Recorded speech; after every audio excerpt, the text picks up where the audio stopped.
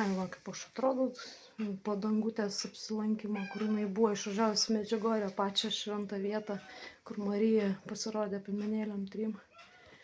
Istorija pasakoja, labai įdomu buvo viskas, labai fainiai. Aš va taip atrodau.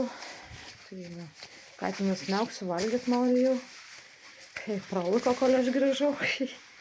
Tai jau. Čia mano tas stilius toks apsirengiau, žinai. Šiek tiek padabni, kad netrodo belė kaip. Tai va. Dievas yra visur ir visada svarbu turėti jį. Kaip be būtų, žinai. Tai va. Dovanų gavau aš šitą dar. Nerodžiau gal ar ne. Tai va. Ir tas statulėlė čia va, viskas yra svarbu. Va, tas angeliukų gavau dovanų. Medžiugorės apyrankę gavau.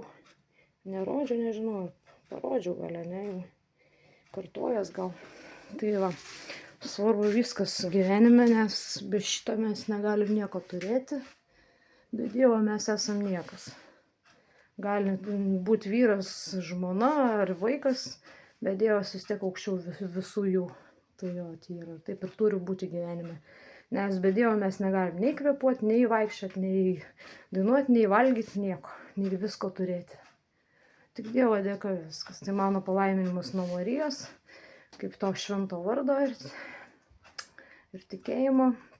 Nes dabar dėsiu naują tą vardą, jeigu neminėjau, nes nežinau, ar buvo įsijungus kamerą. Vienu žodžiu, noriu dėti Dalę Mariją Žaidytę, jeigu pastebėjo, tai va, visą tai šitą pasakau, pakartoju, bet dar viskas tik į priekį juda. Dar ne taip greit, popierizmas čia bus, dar tai laiko reikia.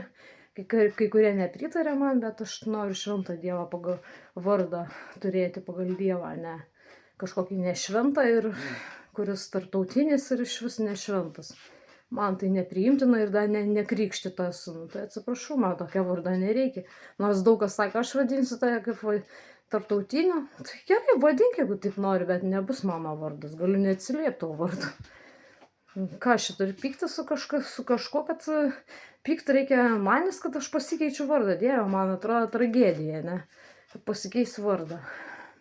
Aš jeigu būtų galimybė, jau seniai būčiau susitvarkius, bet nebuvo tokios dar sistemos, kur galima būtų keisti vardą ir pavardę.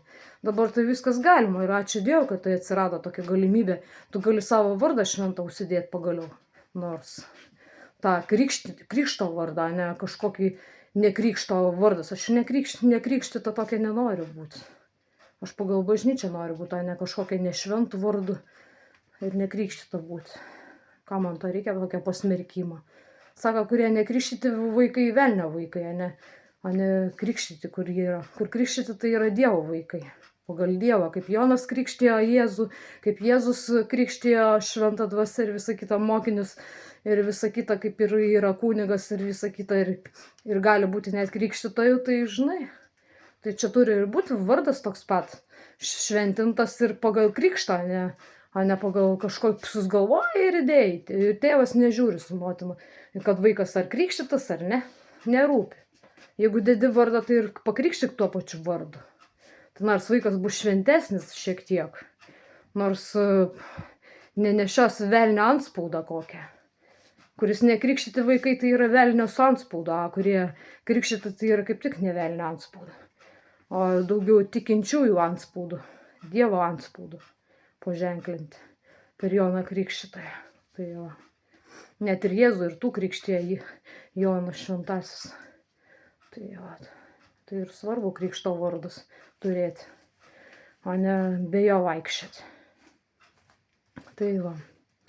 Tai tiek va tų žinių. Tai va, daug malonės gavau iš Marijos Medžiugorės pačios.